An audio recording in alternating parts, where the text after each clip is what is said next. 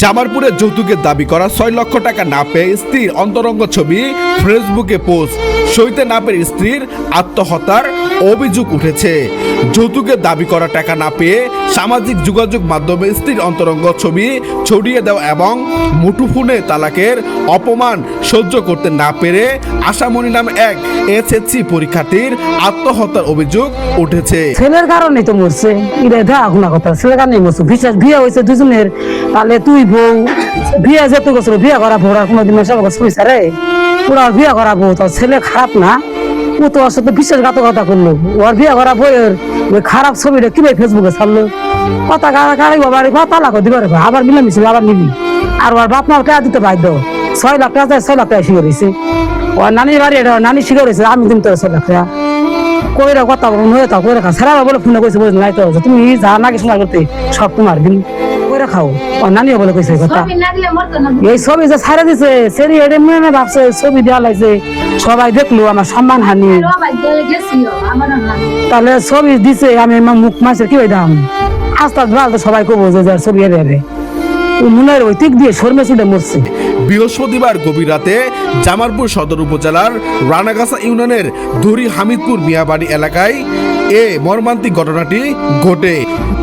আশামণি দুজনে প্রেম করছে, প্রেম করে শরীরে মেট্রিক পরীক্ষা দিব ওই টাইমে শরীরে নিয়ে গেছে নিয়ে গেছে পরে বিয়ে ওরা পড়াইছে কাবিন করছে ও না সেরিয়া বাড়ি আইছে সেইটাই বললে কেসা ৫-৬ লাখ কেসা করে যৌতুক দেও কেয়া নিয়ে আমার বিদেশ গেছে কি কইরে তিন কইরে কেয়া না বাইরে বাইতে নাই না ইন্দে এইগুলা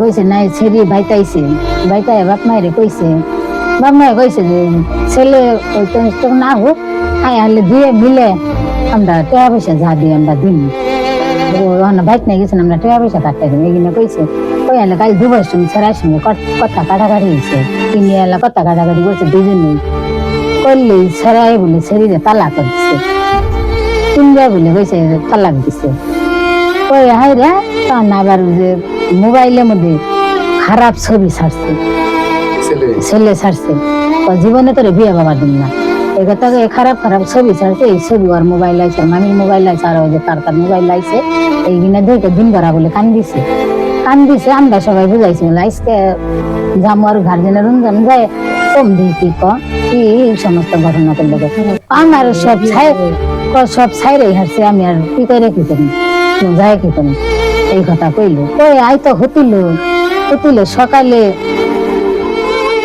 হতিছে নামিয়ে মামিয়ে ভেটে এক বিছনাতে কুসুমালা উঠতে আইসা অন্য রুমও ফাঁসটা নাইছে কেউই জানে না। সকালে উঠতে আশামণি বিছনাত নাই ওই রুমে যায় বিয়ার থার বাইতাছে ঘুষাই না বলে জ্বালা না দিয়ে যায় দেখি স্থানীয় ও নিহতের পারিবারিক সূত্রে জানা যায় সামাজিক যোগাযোগ মাধ্যমে ফেসবুকের মাধ্যমে জামালপুরের মাদারগঞ্জ উপজেলার এক প্রবাসীর সাথে পরিচয় হয় আশামণির।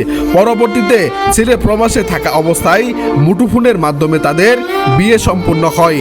আশামণির সামনে এসএসসি পরীক্ষার্থী হওয়ায় কিছুদিন শ্বশুরবাড়িতে থাকার পর নিজ বাড়ি ধুরি হামিদপুরে চলে আসেন।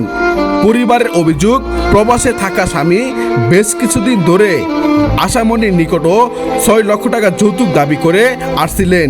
যৌতুকের টাকা দিতে অস্বীকৃতি জানালে গত বৃহস্পতিবার দুপুরে দুজনের মধ্যে তীব্র বাকবিতণ্ডা হয়। এক পর্যায়ে প্রবাসী স্বামী মুঠোফোনে তাকে মৌখিক তালাক দেন।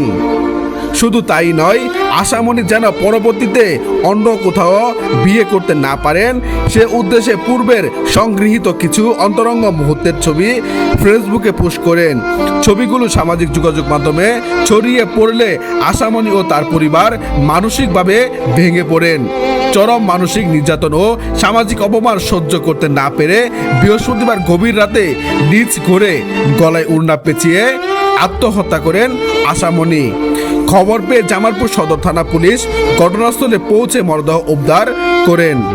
এই বিষয়ে জামালপুর সদর থানার ভারপ্রাপ্ত কর্মকর্তা ওসি নাসমুস সাকিব জানান, হ্যাঙ্গিং ইস্যুতে আমরা একটা মৃতদেহ সকালবেলা আমরা উদ্ধার করেছি এবং এটার বিধি মোতাবেক সুরতাল প্রস্তুতপূর্বক মর্গে প্রেরণ করেছি এবং পোস্টমর্টম শেষে লাশ তার আত্মীয় স্বজন নিয়ে গেছে। এ বিষয়ে অভিযোগ প্রাপ্তির সাপেক্ষে আমরা প্রয়োজনীয় ব্যবস্থা গ্রহণ করব।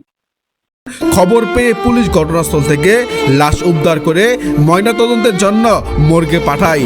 সুরতহাল ও আইনি প্রক্রিয়া শেষে মরদেহ পরিবারের কাছে হস্তান্তর করা হয়েছে। তবে এ বিষয়ে এখনো কোনো লিখিত অভিযোগ পাওয়া যায়নি। অভিযোগ পেলে তদন্ত সাপেক্ষে প্রয়োজনীয় আইনগত ব্যবস্থা গ্রহণ করা হবে।